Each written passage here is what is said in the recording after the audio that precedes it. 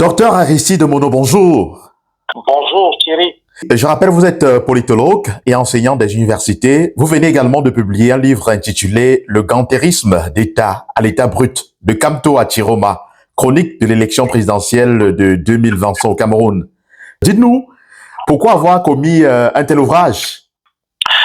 Je pense que dans notre environnement, il est souvent très difficile de trouver des archives de l'histoire contemporaine de notre pays parce que plusieurs acteurs redoutent une certaine répression de la pensée libre. Également font généralement face à des craintes qu'on peut situer dans le cadre de l'autocensure. Alors nous, qui avons été acteurs très actifs dans le processus électoral de la présidentielle de 2025, en plus de notre casquette d'analyste et de diplômé des facultés de sciences politiques, avons pris notre responsabilité pour restituer, archiver, afin que les générations futures puissent s'abreuver de ces faits, pour moi très graves pour la démocratie, très graves pour l'état de droit, étant donné que nous avons vécu l'élection présidentielle la plus sanglante au Cameroun depuis le retour au multipartisme en 90. Donc, il y a eu ce besoin d'archiver des faits, des récits, des témoignages, des statistiques, des données arithmétiques et aussi rendre hommage à ceux-là qui ont subi la répression totale pendant cette élection. Nous avons eu des morts, nous avons eu des emprisonnements, des enlèvements et des cas d'exil, sans oublier ceux qui ont été gravement torturés. Au-delà de cet aspect, il est question d'offrir à la communauté épistémique nationale et internationale une monographie assez suffisante pour ceux-là qui aimeraient poursuivre les recherches sur le fonctionnement des régimes internitaires face aux élections assez concurrencées. Donc, c'est un agrégat de motivation qui nous a amené à produire cet ouvrage, surtout dans le contexte où la mémoire reste encore très affectée par la répression post-électorale. L'ouvrage restitue deux moments très importants de ce processus électoral. Le premier moment, c'est la construction de l'élimination arbitraire du principal adversaire à Paul Biya, Maurice Kamto, en revenant sur le report des élections législatives et municipales qui a mis le MRC dans une situation d'illégibilité dans le sens de l'application de la loi par ELECAM, et aussi le débat sur le mandat impératif, sans oublier la question de l'investiture multiple, la pluralité d'investiture, et après la répression. Et la deuxième partie revient donc sur l'élection en elle-même avec la répression post-électorale ayant comme acteur principal Issa Chiroma Bakary. Il faut dire que le livre est disponible à la librairie des Peuples Noirs, je pense bien, et le livre est préfacé par Maître Alice Com. Oui, c'est la librairie des Peuples Noirs à Yaoundé et la librairie professionnelle à Douala Bali. Nous avons eu cet insigne honneur de bénéficier de la signature de quelqu'un qui a été au cœur du processus électoral, qui a subi les fougues de la répression symbolique et qui a également été un membre très important dans la gestion de la crise post-électorale en acceptant la responsabilité, le poste de porte-parole du principal adversaire, Issa Chiroma Bakary, et c'est une militante des droits de l'homme, bien connue aussi bien au Cameroun qu'ailleurs, et qui a fait ses preuves dans la défense des droits de l'homme et qui continue d'ailleurs de protéger nos oncles qu'elle nomme ses fils. Nous avons évoqué justement votre livre pour planter le décor. Je rappelle que le livre est intitulé Le gantérisme d'État à l'état brut, de Kamto à Chiroma, chronique de l'élection présidentielle de 2020 au Cameroun, préfacé par Maître Alice, comme vous l'aviez dit. Merci en tout cas, docteur, d'avoir accepté de répondre aux questions d'Écho 237. L'actualité politique nationale est marquée par l'adoption à une large majorité par le Parlement d'un projet de loi autorisant le président de la République à nommer un vice-président, initiative vivement contestée par l'opposition qui voit une violation de la Constitution. Sur le plan juridique, quels sont selon vous les articles de la Constitution qui pourraient être en contradiction avec ce projet de loi? Nous avons déjà l'article 5 de la Constitution, le nouvel article qui donne la possibilité au président de la République de nommer un vice-président, ce qui, d'une manière ou d'une autre, institue le poste de président, même si il n'est pas dit qu'il sera appliqué immédiatement. Cette méthode, pour moi, est antidémocratique dans la mesure où il est quand même incompréhensible, j'allais dire inconcevable, que quelqu'un qui est nommé de manière unilatérale par quelqu'un qui a été élu finisse par conduire le mandat de quelqu'un qui a été élu. Le vice-président, tel que cela est projeté, a été adopté.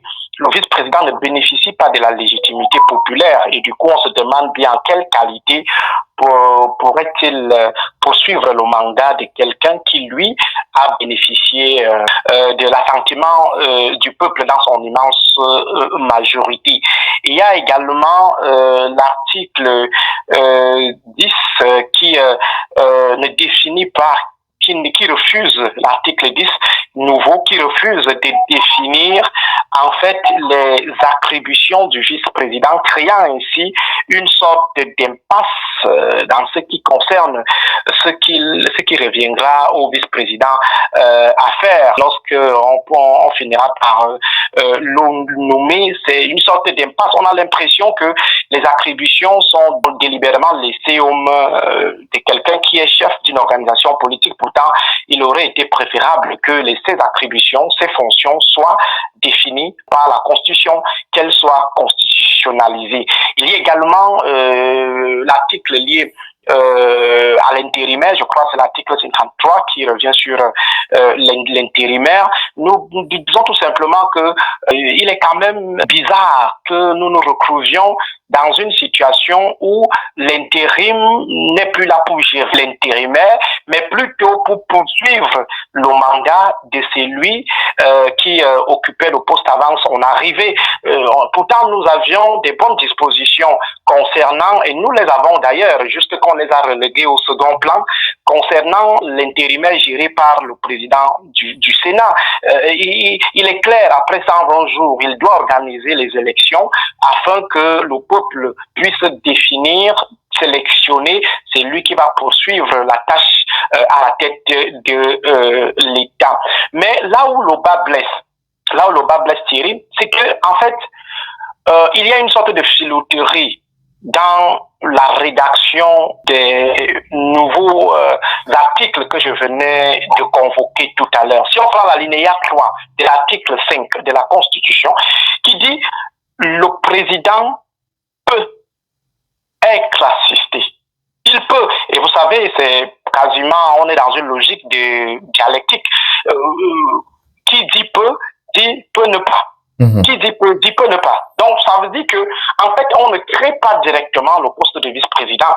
Il serait même d'ailleurs très hâtif de dire que les nouvelles dispositions de la Constitution ajoutées créent le poste de vice-président. On ne crée pas le poste de vice-président. On donne la possibilité de création de ce poste. Et là, ça pose problème parce que dans la mesure où on a d'un côté une certaine thèse qui estime qu'il était impératif de créer un poste de vice-président, au même moment, on réalise que le poste de vice-président n'est pas immédiatement mis en application.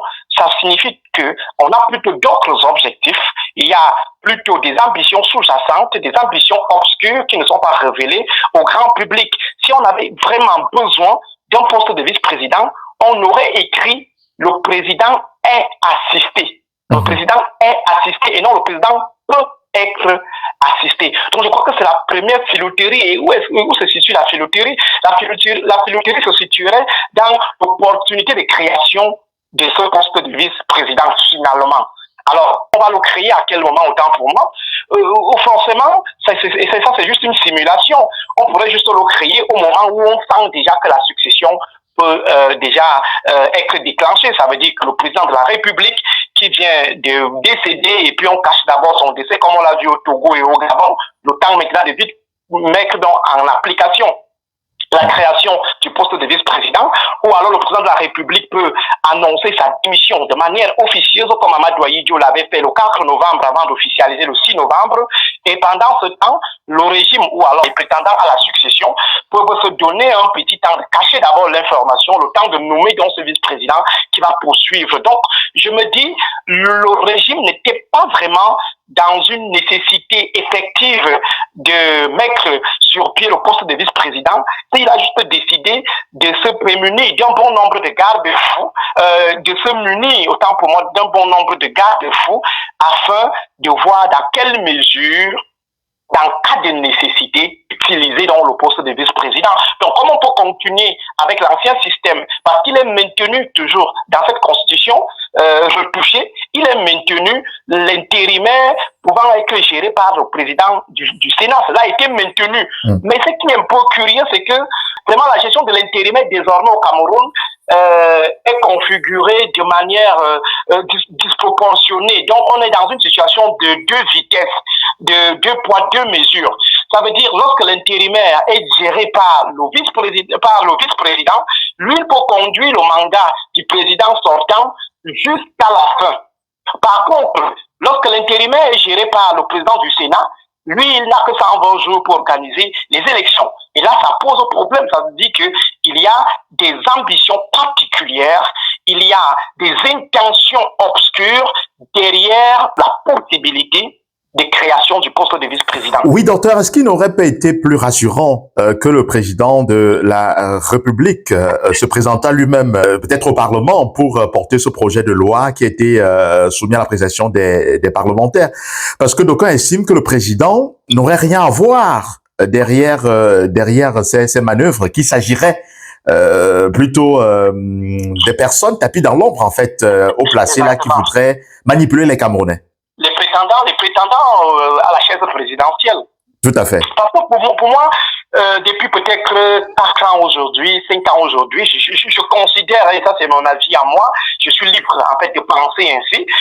Pour moi, nous sommes dans une situation de vacances de fait où les héritiers ont fait même battre sur le pouvoir présidentiel. Donc désormais, il y a des actes dont la paternité présidentielle est de manière flagrante remise en question. Vous avez les hautes instructions qui souffrent de cette paternité, de la pertinence ou alors de l'exactitude de la paternité présidentielle. Même entre eux, au sein du Sénat, on a eu ces dernières années des situations où des hauts commis de l'État ont refusé d'appliquer des décisions placées sous le sceau des hautes instructions du président de la République, et aussi le retrait total de Paul Biya du champ administratif et du champ politique camerounais pendant la campagne électorale. Vous avez vu, il a seulement battu campagne une seule fois et c'était la même chose en 2018. Je crois que nous avons désormais un président qui n'est pas physiquement compétitif, un président qui est de plus en plus en retrait. Et si on rentre dans la vacuum théorie, donc c'est-à-dire la théorie des vases vides, on dira tout simplement que la nature a horreur du vide, où chaque vide a toujours tendance à être comblé. Donc, ce à quoi nous assistons actuellement, je peux vous dire, et c'est toujours mon point de vue, que à 85%, 90%, cela ne relève pas vraiment d'une rationalité réelle du président de la République. Ce sont des manœuvres qui sont orchestrées comme ça par des clans prétendant à la chaise présidentielle, qui estiment que au-delà des clivages, il faut quand même sauver l'édifice, comme j'appelle généralement l'oncle de 82 ou le régime Paul Biya. Donc, mais cela ne met pas en berne des différentes hostilités déclenchées de l'intérieur depuis quelques années, juste que lorsqu'il faut protéger la coque qu'on appelle le régime de Yaoundé ou l'oncle de 82, les acteurs internes se mettent finalement en ordre de bataille, ou alors mettent d'abord de côté leur clivage, leur bataille pour d'abord sauver la stabilité de la coque. Mais toujours est-il que sur ce coup-ci, je peux soupçonner déjà la main de la marraine internationale qui est la France. Je peux soupçonner la main des différents clans qui sont en train de travailler pour exclure totalement, parce que c'est là où les clans sont d'accord.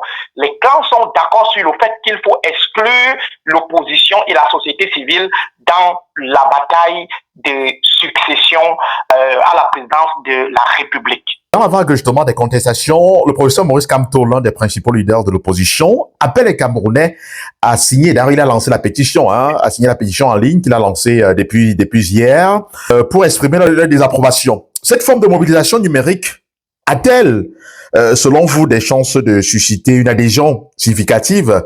Quel impact concret justement une telle initiative pourrait avoir, sachant que la loi a déjà été adoptée au Parlement?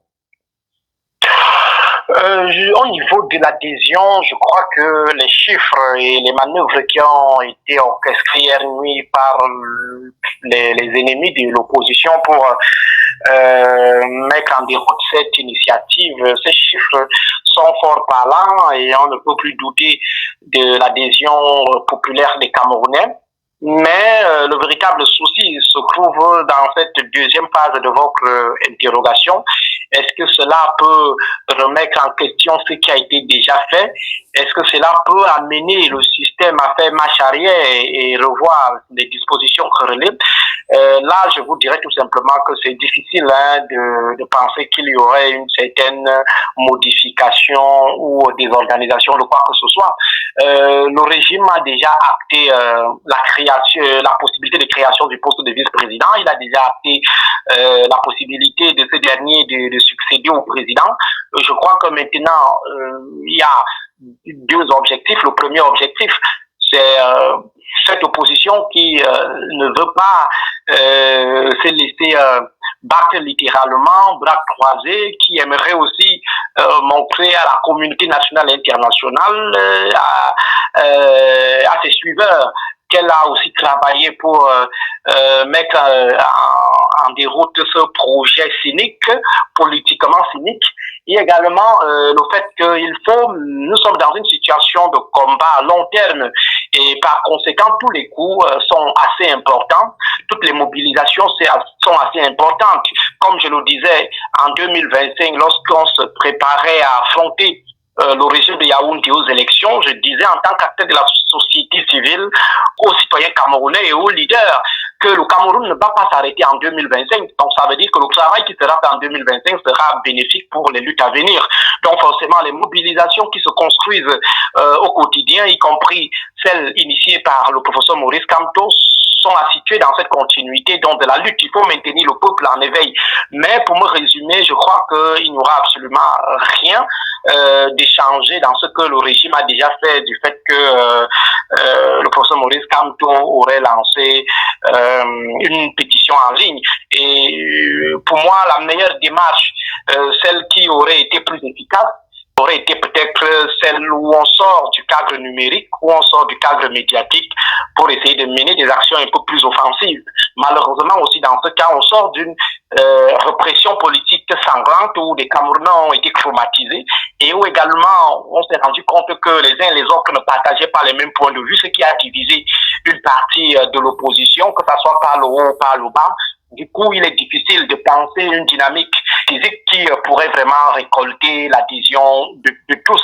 Et par conséquent, peut-être des acteurs en redoutent en fait de cette désaffection ou les incidences de cette désaffection qui renseigneraient au régime que l'opposition n'est plus en place. Alors, on se complète tout simplement à des actions qui peuvent ne pas démontrer ou mettre à nu ses limites. Mais ça aurait été vraiment préférable qu'on voit une opposition, une société civile camerounaise assez plus offensive, aller au-delà des pétitions pour essayer de démontrer au régime, démontrer au parti au pouvoir que on ne peut pas décider de manière unilatérale, cavalière, et déconstruire les fondamentaux de l'organisation d'un État ou d'une nation et passe à une certaine faiblesse ou à un certain retrait de l'opposition. Une partie de l'opinion publique espère que en fait, espérait, il faut le dire, que cette réforme constitutionnelle aborderait également des questions majeures, notamment la révision du code électoral ou encore la limitation des mandats présidentiels. Des sujets finalement absents du texte. Comment expliquez-vous ces choix ou ces émissions? Comment on peut expliquer une telle attitude justement du pouvoir? Il faut déjà dire, Thierry, que les modifications des textes au Cameroun n'obéissent pas à une logique de sécurisation de l'intérêt collectif. Lorsque le régime de Yaoundé, le pouvoir RDPC, décide de retoucher quelques dispositions, c'est généralement, surtout quand ça a trait à la gestion du haut sommet de l'État, c'est généralement pour se donner des marges de manœuvre assez larges, assez conséquentes pour continuer à s'éterniser au pouvoir. Ça veut dire quoi exactement? Il est difficile de voir le régime modifier les textes afin que ces derniers puissent limiter sa propension à ne plus quitter le pouvoir ou sa propension à confisquer le pouvoir. Alors, dans ce cas, chaque modification des textes cache une certaine rationalité de conservation du pouvoir central. Or, il aurait été judicieux de toucher aux articles, aux dispositions qui sont querellées et qui font reculer la démocratie camerounaise. Vous avez cette question de la forme de l'État.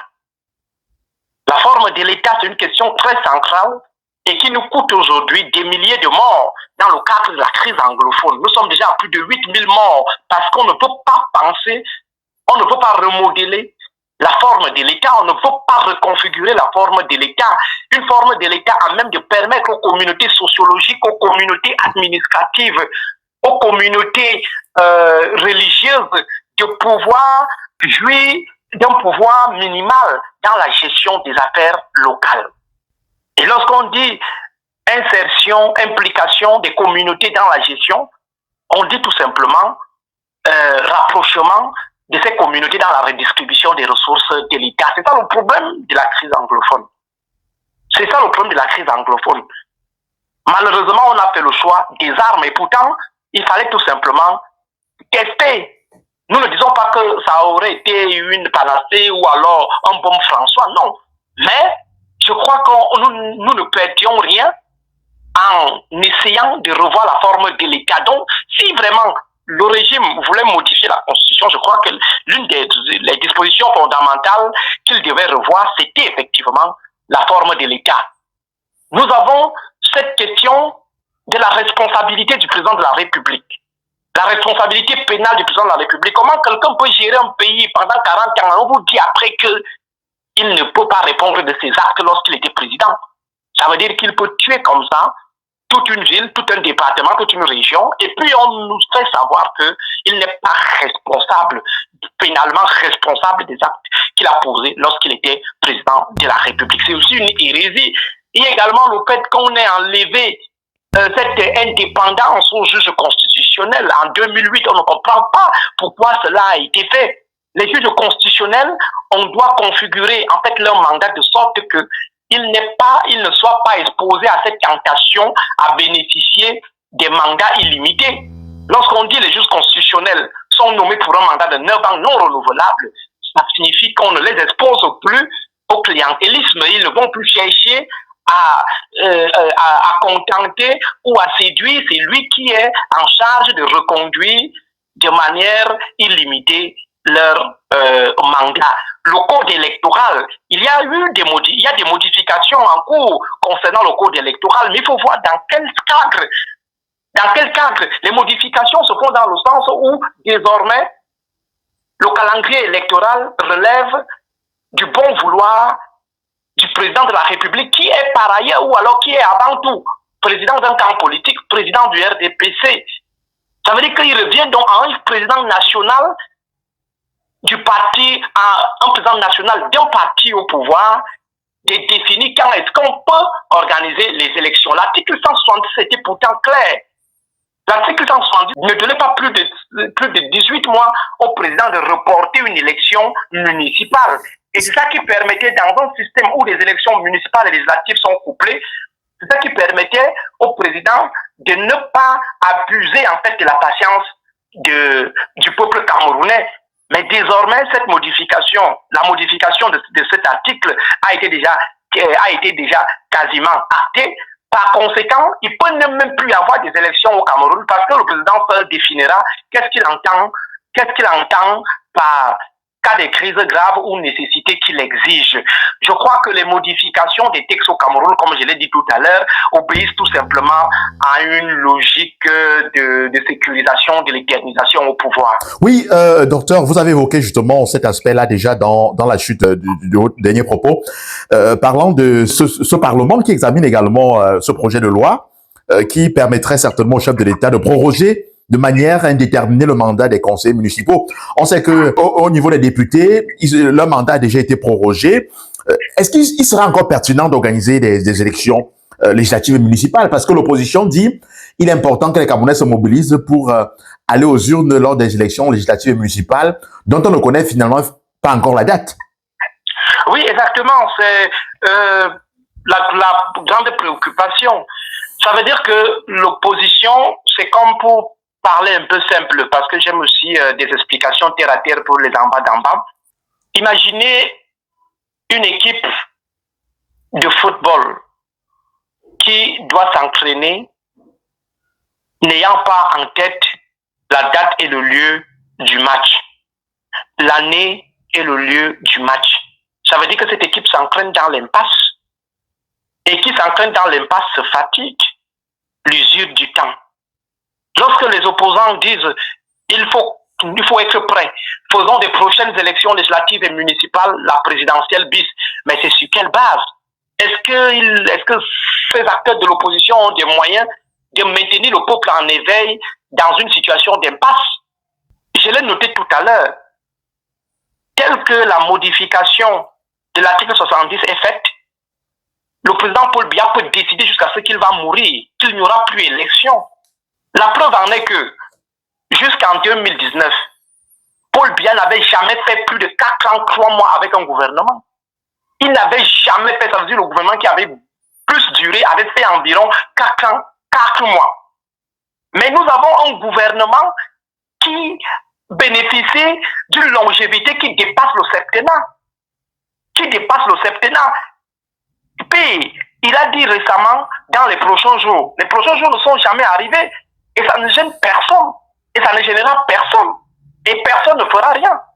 Donc, tel que c'est parti, le président de la République peut décider, jusqu'à nouvel ordre, ne plus organiser une élection législative et municipale. Et surtout que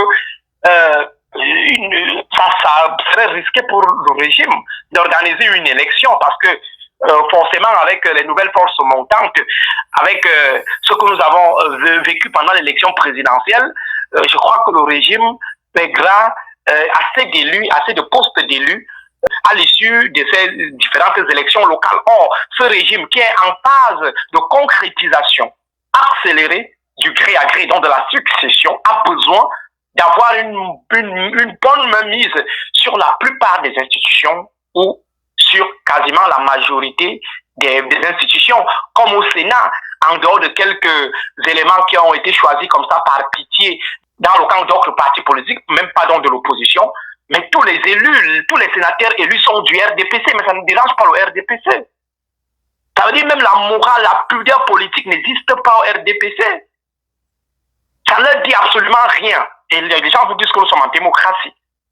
Donc moi je me dis, ils peuvent ne même plus. Donc pour moi, l'opposition doit penser autrement. S'il y avait même moyen que l'opposition mette d'abord de côté cette histoire d'élections législatives et municipales et pense autrement. Globalement, comment analysez-vous l'évolution justement du paysage politique camerounais au regard justement de tous les aléas que vous avez dénoncés tout à l'heure? Je crois que le Cameroun, progressivement et sereinement, est en train d'amorcer une pente qui nous dirigera vers le ravin.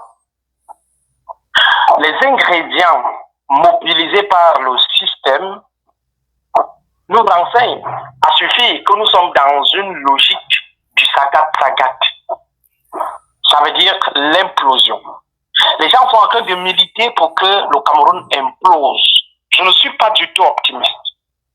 J'avais fait un post un jour dans lequel je disais aux Camerounais que c'est lui qui a la possibilité de s'expatrier, qu'il s'expatrie. Je ne suis pas catastrophiste, mais je dirais tout simplement qu'il faut faire comme les autres. Si eux, ils prennent leurs enfants, ils envoient en Occident.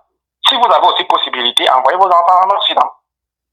Si ils prennent le temps de se faire établir des nationalités autres que celles du Cameroun, si vous avez aussi cette possibilité, faites-le. Parce qu'ils ne le font pas pour rien. Ils savent quelle sauce ils sont en train de concocter depuis quelques années. Et moi, je ne suis pas du tout optimiste. Je suis hyper pessimiste.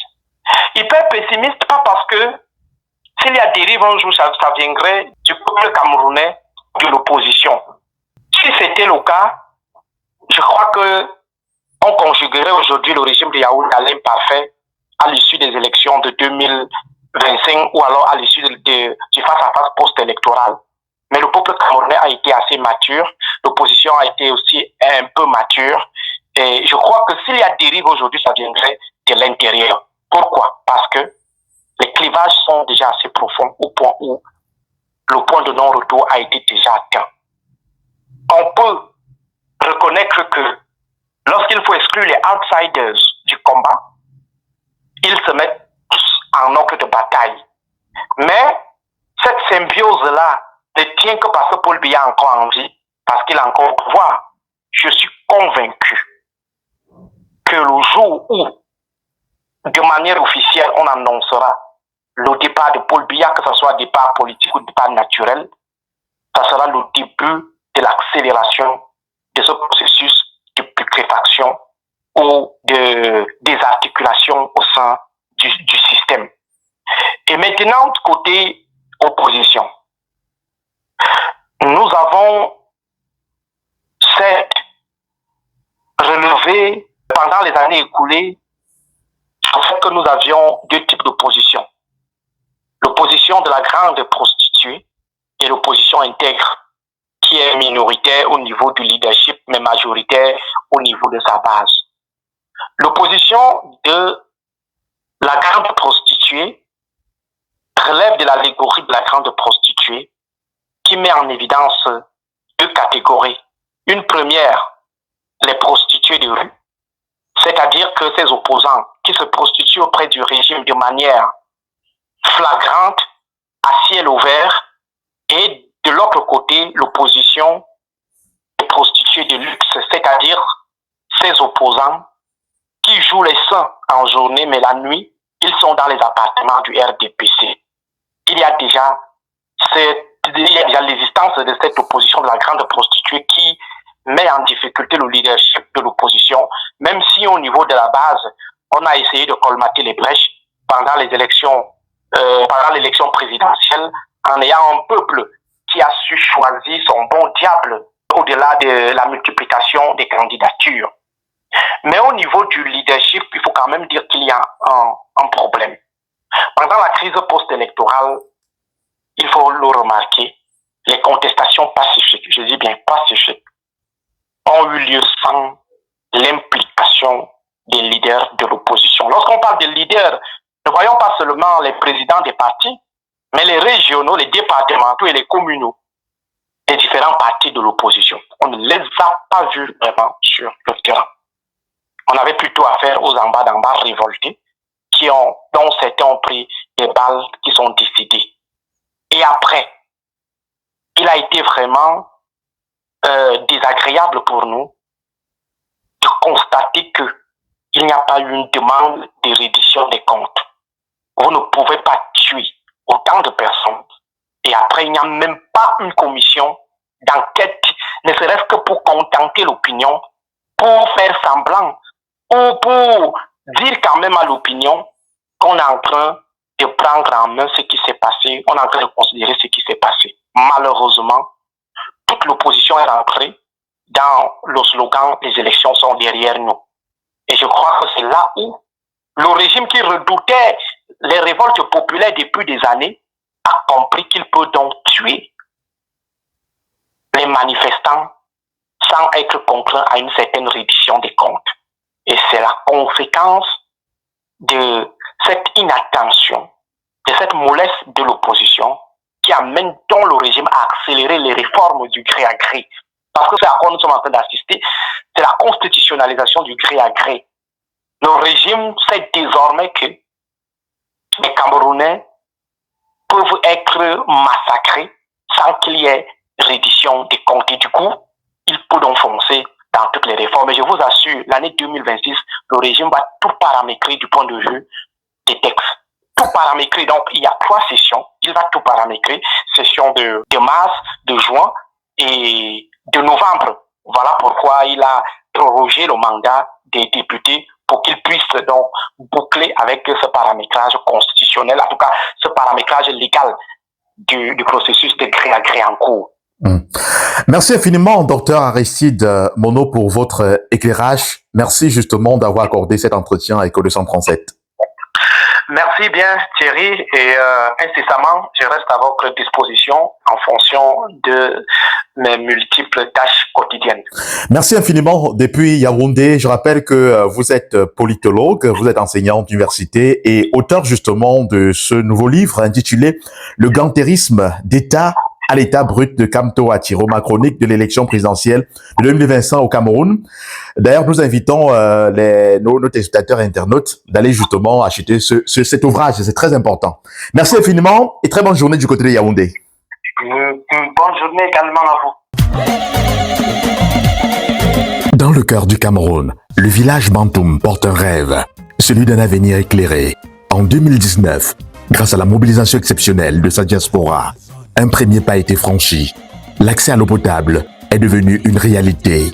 Aujourd'hui, un nouveau défi nous appelle. La communauté Bantoum des États-Unis, réunie dans le DNV, lance un appel de cœur, non seulement à tous les Bantoum, mais aussi aux communautés camerounaises des États-Unis et de la diaspora tout entière, l'Afrique et même les Américains du DNV et d'ailleurs. Participer à la levée de fonds pour l'électrification du village et de l'hôpital de Bantoum. Un projet vital qui contribuera à sauver des vies, réduire l'insécurité et offrir de meilleures conditions de vie à toute une communauté. Rendez-vous le 25 avril 2026 au Hampton Conference Center à Capitol High pour une soirée d'exception. Bantoum USA Fundraising Energy Gala Night. Au programme, un mini-tournoi de football, une conférence débat, des prestations artistiques, une immersion dans les us et coutumes d'une dé, sans oublier la gastronomie locale, avec en vedette la fête des arachides de Bantoum et la présentation du nouvel uniforme de Bantoum USA Family. Une soirée de partage, de culture et de solidarité, où chaque contribution compte. Tickets disponibles. VVIP, $200. VIP, $150. Standard, $100. Contact et réservation. 571, 575, 1034 ou encore au 202, 568, 5798. Notez bien, vous disposez encore de quelques jours seulement pour acheter votre ticket, car le nombre de places est limité et l'événement se déroule à guichet fermé. Bantoum USA Fundraising Energy Gala Night, le 25 avril 2026. Une date qui compte, un geste qui éclaire des vies. Avec le soutien d'Écho 237, partenaire média. Cameroonian Cultural Festival of North America, l'événement le plus attendu de la diaspora camerounaise, des États-Unis et du Canada. Du 29 au 31 mai 2026, la culture camerounaise sera célébrée avec grandeur dans le DNV, District of Columbia, Maryland et Virginia, à travers l'événement baptisé Cameroonian Cultural Festival of North America, un concept qui va faire rayonner l'identité culturelle de chaque région du Cameroun en Amérique du Nord. Durant 3 jours de célébration, l'occasion sera donnée aux participants de découvrir les spécificités qui font la diversité de la culture camerounaise à travers l'art culinaire, les expositions d'objets d'art, les danses traditionnelles, l'artisanat et bien d'autres attractions qui illustrent le patrimoine culturel des peuples du Cameroun. Réservez votre participation dès maintenant pour profiter des remises offertes sur les prix des tickets.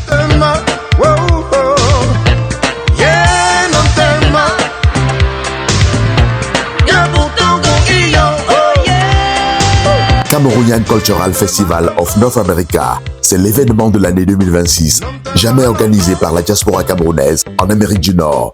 Partenaire média officiel, Écho 237, la chaîne des valeurs.